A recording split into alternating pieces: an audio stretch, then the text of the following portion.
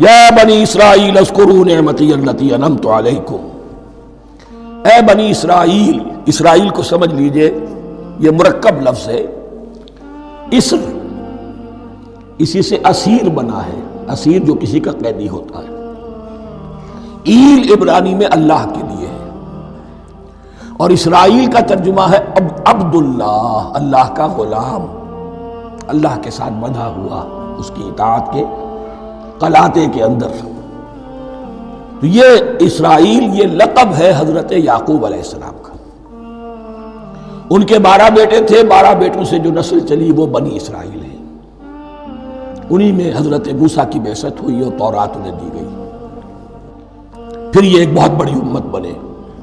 ان پر 4 ادوار آ چکے تھے قرآن مجید کے نزول کے وقت، 2 مرتبہ اللہ کی رحمت کی بارشیں ہوئیں، انہیں عروج نصیب ہوا، 2 مرتبہ ان کو دنیا پرستی، شہوت پرستی، اللہ کے احکام کو پس و پیش ڈال دینے کی سزا میں عذاب کے کوڑے ان پر برسے۔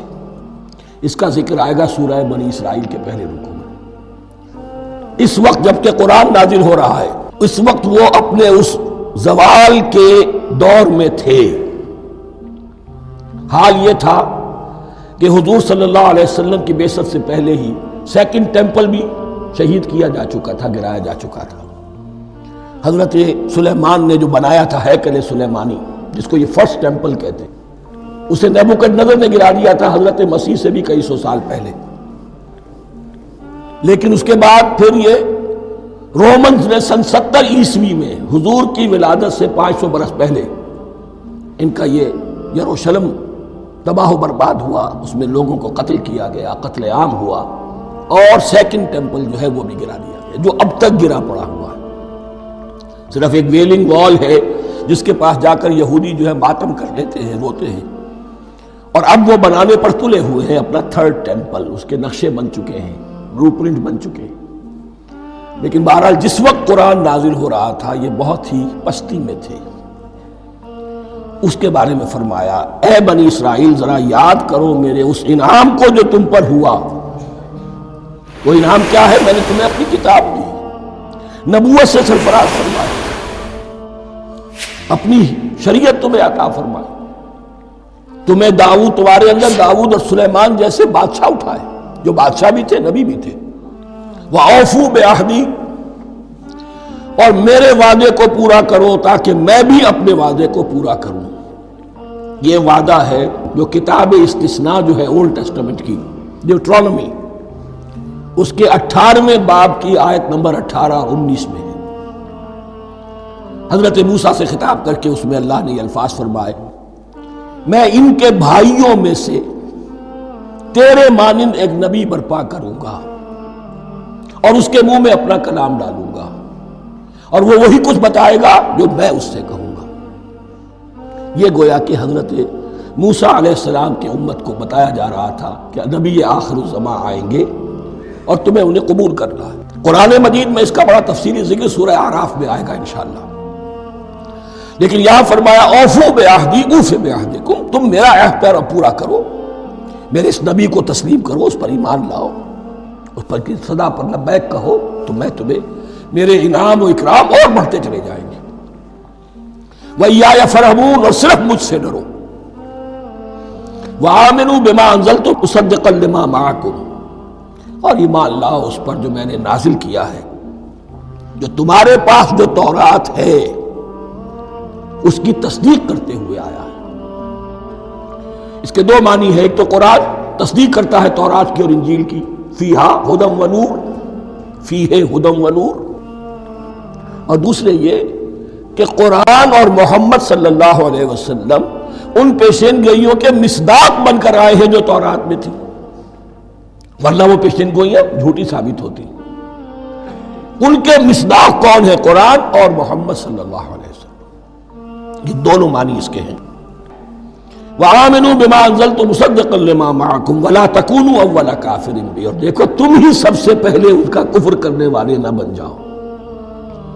تمہیں تو سب کچھ معلوم تھا، تم تو منتظر تھے، تم تو آخری نبی کے انتظار میں تھے اور ان کے حوالے سے دعائیں کیا کرتے تھے کہ اللہ اس نبی آخر الزمان کے واسطے سے ہماری مدد فرما اور کافروں کے مقابلے میں ہمیں فتح عطا فرما. یہ آئے گا آگے چل کر اسی سورہ بقرہ کے اندر. لیکن اب تم ہی سب سے بڑھ کر کافر ہو گئے، تم ہی سب سے بڑھ کر دشمن ہو گئے. وَلَا تَكُونُوا أَوَّلَ كَافِرٍ بِهِ وَلَا تَشْتَرُوا بِآيَاتِي ثَمَنًا قَلِيلًا. اور دیکھو میری ان آیات کے عوض حقیر سی قیمت قبول نہ کرو. یہ آیات الہیہ ہیں، ان کو رد کر رہے ہو کس لیے؟ ہماری مسندیں، ہماری حیثیت، ہماری چودراہٹیں، کہیں ان پر کوئی آنچ نہ آ جائے. حقیر سی چیزیں، یہ صرف اس دنیا کا سامان ہے، اس کے سوا کچھ نہیں. وَلَا تَشْتَرُوا بِآيَاتِي ثَمَنًا قَلِيلًا وَإِيَّايَ فَاتَّقُونِ، اور صرف مجھ میں سے تقوی اختیار کرو، میرا تقوی اختیار کرو. وَلَا تَلْبِسُوا الْحَقَّ بِالْبَاطِلِ وَتَكْتُمُوا الْحَقَّ وَأَنْتُمْ تَعْلَمُونَ. اور نہ گڈمڈ کرو حق کے ساتھ باطل کو، اور مت چھپاؤ حق کو درا حالے کہ تم جانتے ہو. یہ بات اچھی طرح نوٹ کرنی ہے. جانتے بوجھتے کرنا، ایک ہے مغالطے میں کرنا، وہ ضلالت ہے، گمراہی ہے. ایک جان بوجھ کر کرنا، حق کو پہچان کر اسے رد کرنا، یہ پھر اللہ تعالیٰ کے غضب کو دعوت دینا ہے. ریت آف اللہ، اس کے غضب کو دعوت دینا ہے کہ حق کو پہچان کر اس کی نفی کی جائے. وَأَنْتُمْ تَعْلَمُونَ. علماء یہود قرآن مجید میں آگے چل کر آئے گا ایسے پہچانتے تھے محمد کو اور قرآن کو جیسے اپنے بیٹوں کو. یعرفونہ کما یعرفون ابناہم، ایسے پہچانتے ہیں جیسے اپنے بیٹوں. وَأَقِیمُوا الصَّلَاةَ وَآتُوا الزَّکَاةَ، دیکھو نماز قائم کرو، زکوٰۃ ادا کرو. وَارْكَعُوا مَعَ الرَّاكِعِينَ، اور جھکنے والوں کے ساتھ جھکو. یہ اول تو رکوع کو انہوں نے اپنے ہاں سے خارج کر دیا تھا، ثانیاً باجماعت نماز ان کے ہاں ختم ہو گئی تھی. وَارْكَعُوا مَعَ الرَّاكِعِينَ، جماعت باجماعت نماز کی طرف اشارہ ہے. أَتَأْمُرُونَ النَّاسَ بِالْبِرِّ وَتَنْسَوْنَ أَنفُسَكُمْ، کیا تم لوگوں کو نیکی کا حکم دیتے ہو، تقویٰ کی، پارسائی کی تعلیم دیتے ہو؟ میں کہہ رہا ہوں کہ اصل میں مخاطب کون ہے؟ علماء یہود.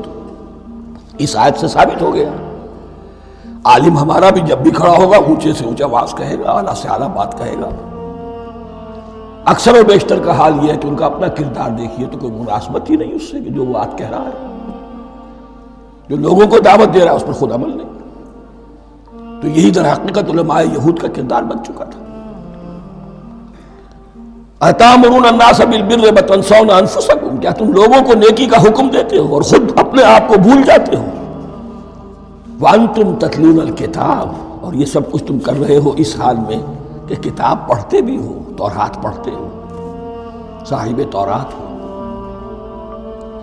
ہمارے بھی بہت سے علماء کا علماء سو جنہیں ہم کہتے ہیں حال یہ ہو چکا ہے.